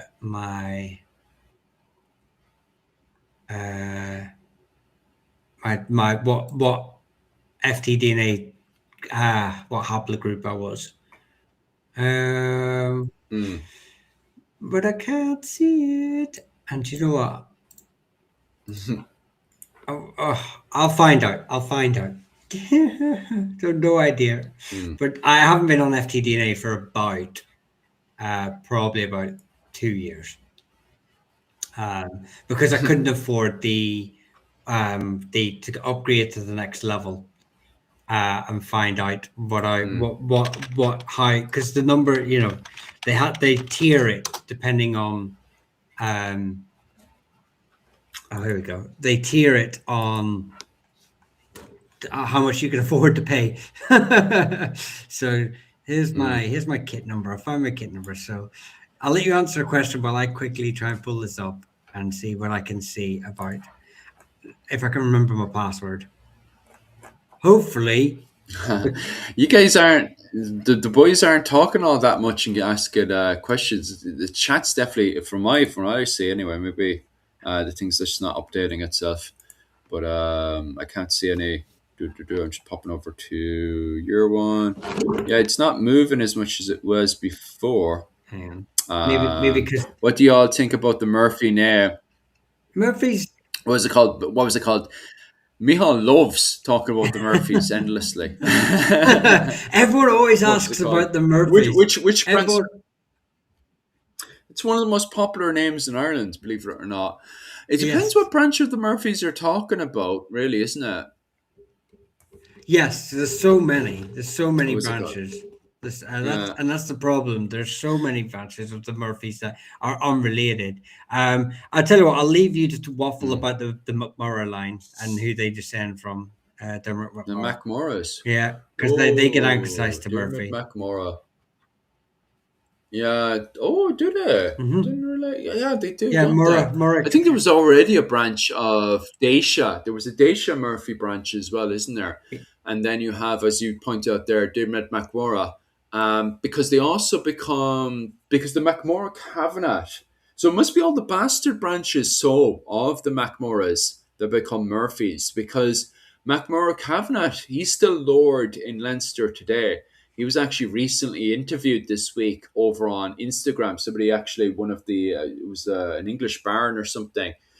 He's going around to the different houses in Britain, but he actually went over to Ireland recently and went over to Lord MacMorra Cavanagh's estate.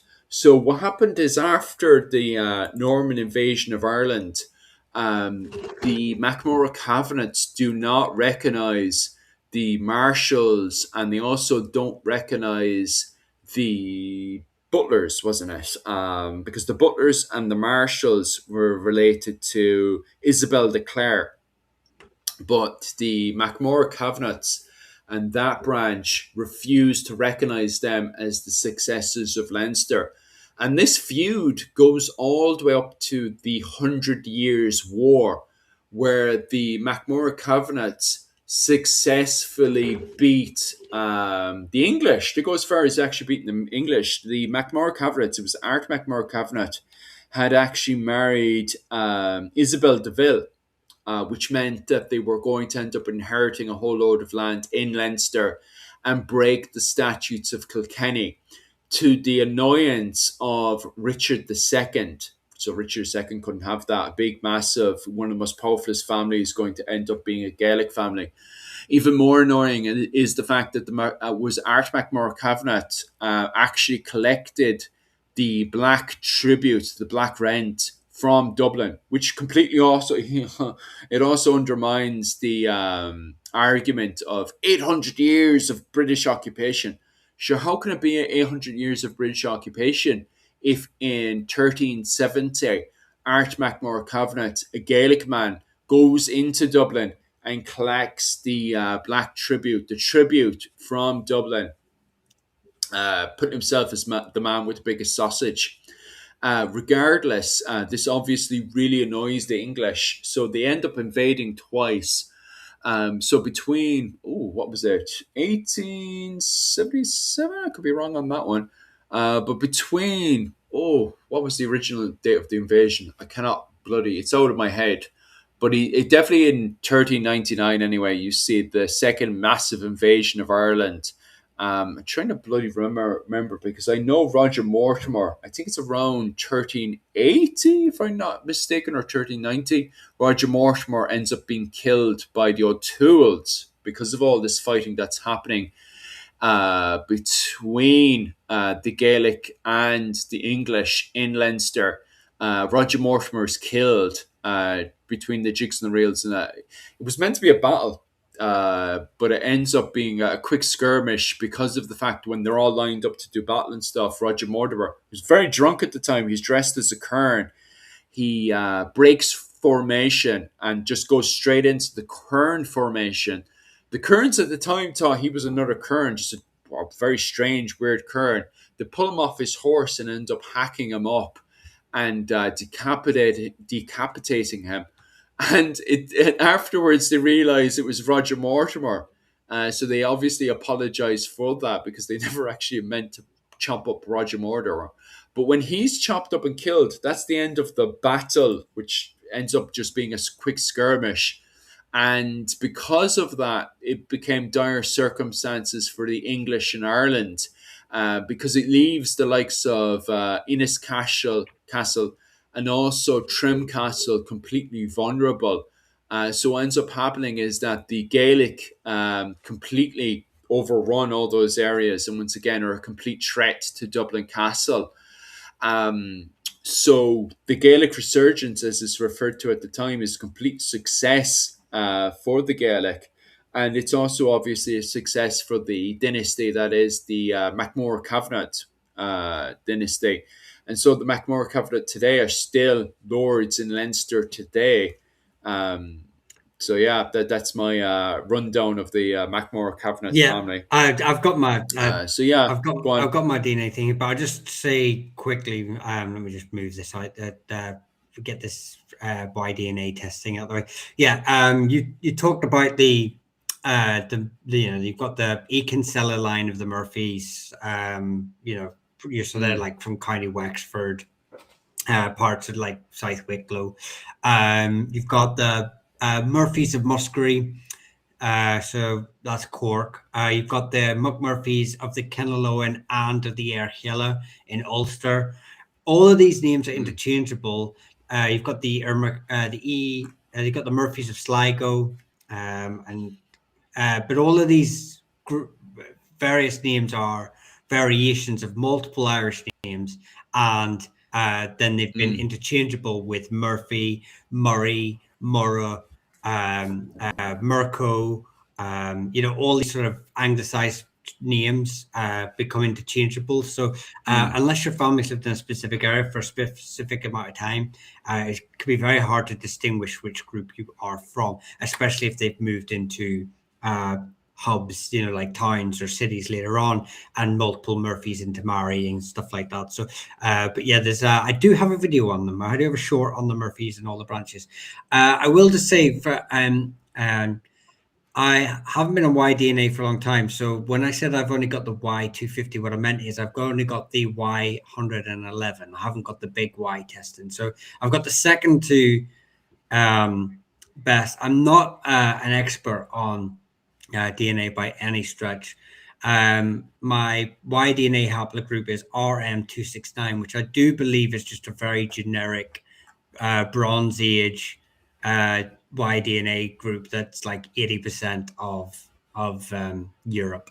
So and I need the big Y test to find out exactly what my haplogroup is, I believe. But if someone knows on Y-DNA, on family tree DNA, how to see and my closest relations seem to be O'Byrnes from the Louth area, of which I do know the story of them. Anyone who's a Byrne or O'Byrne from South Ulster, their origins, the traditional story of the family is that they were a sept of the O'Byrnes of Wicklow, who were hired under Hugh O'Neill, and then settled in that location after the loss of Kinsale, or maybe even before, but during his campaign. But I do know that the O'Byrne DNA group has distinguished that they are not related. So that story is probably just family myth. Haplotrees and SMPs. Yeah, just tells me I'm a RM269, which I know is a very generic one. So if anyone is able to decipher Y-DNA, then let me know how to do the website. Then let me know. Sister, thank you very much for becoming a member. Thank you very much. You didn't have to. I feel like it's ages since you've been on, so it's great to see you. What's that? Cicero became a member on my channel. Oh, nice. Oh, I can check. I could check my. Okay, well, the closest member on Y11, the closest member. I won't give you his name or anything because I think that might. I don't know if that constitutes Mhm. anything that I shouldn't be sharing, but I can give you his tablet group. Where did I see that? Where did I see it? Oh my God! Discover Haplet Group reports, maybe for something. Family matches. I think it's Family Finder matches. Okay, it's on the app of the phone, so you'll have to bear with it because it keeps trying to tell me to add me later. What are you on about? No, I don't care. I do not care. Just give me this guy's name again. Um, right, we'll leave it with the experts. Oh, come on, it's just so slow. Oh, it's because there's a sale on, so I keep getting this like buy now for the 30th of April. Um, The garbage. yeah. So this guy, no, that's not true. The Murphy line in Cork City and Dublin, they were two separate lines altogether. If I was to make a Cork line and quick who? guess, Murphy's. You've got the Murphys in Cork and County Cork are from Musgrave. Um, Mm. But they're two completely different what lines from the altogether. There's just somebody I've seen in the comment section. Yeah, go what they're on. saying that they're related to each other from the Wexford line. No, well, he's not saying it per se. He's just saying the Murphy line in Cork City or Dublin City is a complete disaster. But they would be two completely different Yeah. lines I mean, altogether, from my interpretation. yeah, they're. I mean, some websites claim they are related through heraldic links, Uh, but there's no evidence of that. Again, outside of DNA, I can't. Um,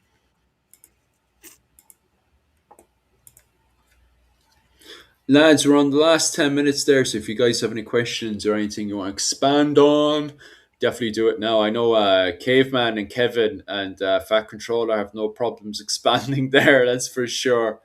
Definitely enjoy your comments and stuff, and definitely taking notes of a lot of stuff that you guys are saying, especially genealogy, where I'm more in my field of expertise. Tomorrow, I'll be doing a presentation over on Patreon where I'll be covering the Scottish War of Independence. Well, I'm still on the introduction. I haven't even actually got into the Scottish War of Independence yet. I'm still on the introduction of it. But tomorrow over on Patreon, if you want to head on over to Patreon at Irish Medieval History, I am covering the Scottish War of Independence, but tomorrow I'm doing a presentation on King Edward I of England. Massive, huge subject tomorrow. But if you're interested in that, or just the Scottish War of Independence in general, definitely head on over to my Patreon. The presentations are about 20 quid, but you can always hop on over there just to support the channel anyway, from like 3 quid onwards. Or just have an old nosy. Definitely head on over to my Patreon, Irish Medieval History, and have an old nosy at that. And tell me what you think of it. Michal, any plans for this week or anything you're up to? no, I'm just gonna keeping Facebook ticking over. What was it I'm called? I have to do a whole load of. Go on. no, just that's just the plan is to get the Facebook sort of enough posts that they're scheduled that I can just sort of leave it to do its thing for a while, while I focus on the other projects that I've got going. But I just wanted to keep that going. So if anyone thinks that I've disappeared from all the socials, just keep an eye on Facebook, because there's plenty of stuff being posted there daily, and yeah, they're that's really all I'm sort of focusing on at the minute. I've got some projects that are continuously on the background, but that's going to be a while before some of them see the light of day. Just unfortunately, Happy days. yeah. Uh, I'm going to be doing a ton of collaboration actually this week with Mihal. So I'll be doing tons and tons and tons of collaborations with Mihal, to do with all the families and clans of Ireland. I'll probably just be starting off with the early medieval family branches and stuff, such as the Kennel Owen, Clan Coleman, and all that stuff. And I'll slowly just work through all the families in the early medieval Ireland. So I'm going to try to do as many collaborations as possible, this week and next week, and so on and so forth. So that'll keep me busy for some time, especially doing the collaborations with Mihal. So we'll be doing tons and tons and tons of that this week. So definitely pay attention to that one. Um,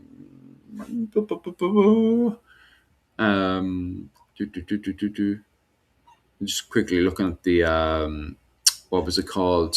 Sorry for asking again, but Comment section there. Go on. would you know anything about the McGugans of Antrim? Would they be Dalphiatic? No, Antrim's not really Dalphiatic territory. It's Dalnaraja territory. So really, your king groups that you're looking at are the Dalnaraja and the Eniel, because obviously the Eniel expanded to that area later on. I do know that the McGugans, there is a branch of McGugans or McQuiggins or McGugans, are the variations that exist in Tyrone, and they're part of the Eniel, the Kinloan. I'm pretty sure the name exists in a few hotspots around Ulster, but they're the only ones that I'm pretty sure about. I don't know of any Antrim branches of the name. My knowledge sort of says that a lot of them, there's Derry and Tyrone are the two areas I know of the name. But none that. But like I say, if they're on Antrim, you're looking really at the Dalnaraja and the Eniel. Dalphiatic is a little bit further down, mid East Ulster. Cicero is not Eniel. No. to get Cicero, to be Cicero. Yeah. Look, just because one line is Not maybe Gaelic another anymore. line. Huh? Is the email not Gaelic breaking anymore? up. No. Oh, Well, sorry. not if Is they're the actually Gaelic? They're not email anymore. No. Go on. no the Eniel are Gaelic if you go by Brian Lacey's sort of interpretation, and Gaelic as an ethnic group, not as a cultural group. Because obviously they are Gaelic, because they're speaking Gael, they're speaking Irish, they're in the Irish political world, they're in the so they are Irish. But yeah, it's just a little like I say, the Dalphiatic are the true Ulstermen, the true Gaels, the true everything. everyone else listens to the Dalphiatic. I don't even think I am related to them either. So, but I just find them interesting. In the UK. It's interesting. In the UK, title Esquire, instead of Mr., I put Esquire at the end of my name, like Thomas Rue Esquire on my documentation. Yeah, and I've always wondered about the rank of gentleman or rank of nobility an Esquire sort of falls into, because you see them as written as Esquire or gentleman, especially during the plantation era of Ulster. Yes, Cicero, 'twas a mere jest. Yeah, Philip spends too much time arguing online to know what is a joke and what isn't a joke when it comes to ethnicities in Ireland. because so many people weaponize and actually believe it. But yes, what was the last one that triggered me? I was short. Go on. Yeah. What was the last short that triggered me? I had a complete fucking. Don't get me wrong. Get me a lot of the times when I have a fit online, I work on it just so I can get those views up. So they do work. But I do have. I'm on the wrong account on Instagram. but it was a recent short, and Jesus, I could not get my head around it. I spent the day. I had to make a short of it, and I actually felt quite relieved after I made the short, to be honest with you. But I spent the full day not being able to get my head around. Oh yeah, that was it. The amount of people that bloody cannot get their head around king groups in Ireland, and when they hear about how Ireland functions, they're just like, this is the most barbarous thing ever because it doesn't function like centralized England. And I wouldn't mind, but during the golden age of Ireland, when we're producing so much amazing literature, somebody had written a comment going, to be honest with you, I don't, not, no offense, this is what he said, no offense, but I cannot tell the difference between this and Neolithic Ireland. And I was like, oh, Jesus Christ, do you know? And I spent the day, my brain could not digest this. And I ended up doing an entire rant about this. And the rant itself got a good few views. But yeah, I ranted out about 2 days ago. I had a good rant on Instagram about it. Ireland's Neolithic. And I break down the person's comments and I point out how what was it, early medieval Ireland wasn't Neolithic, but not just on top of that as well, which I had done in the original short. But what I did then on top of that was expand on top of that to show, look, this is early medieval Ireland.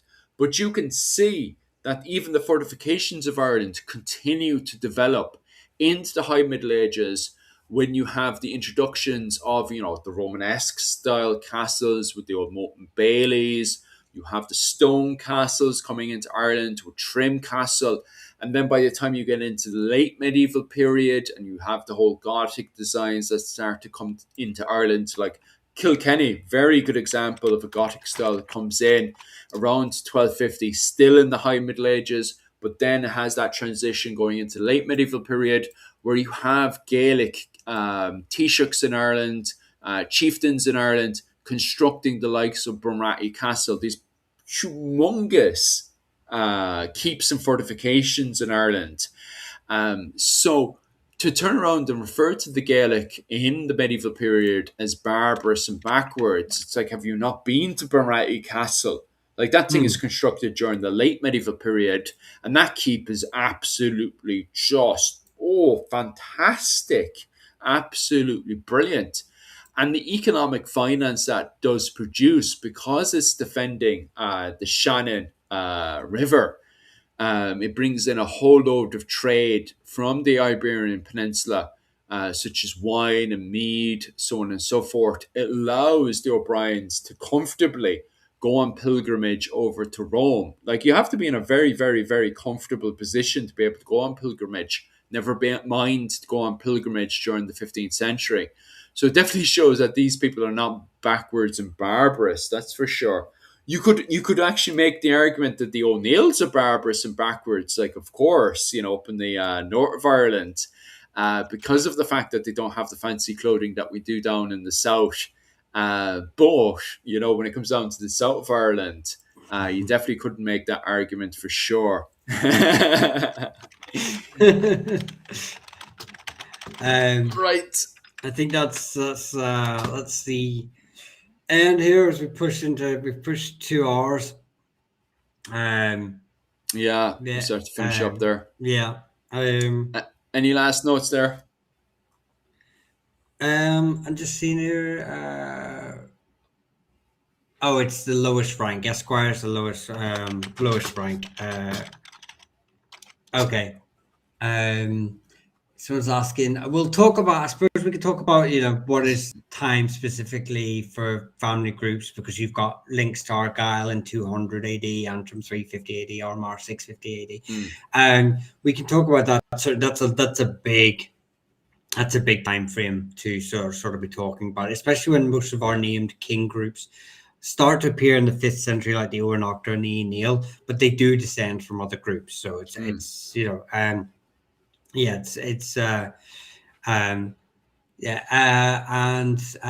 if your background is Mid Ulster, Dromore, what is your background, Philip? No, I'm not from Dromore. My family are from sort of, you're looking like the sleeve of Ring of Gullion, sort of, you're looking between Armagh, Newry, Banbridge, Dundalk, that sort of diamond shape would be my um, area. But Philip, your family's a bit of a mixture from Cork and National.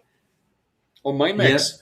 Oh, Jesus Christ. We had the DNA testing done recently.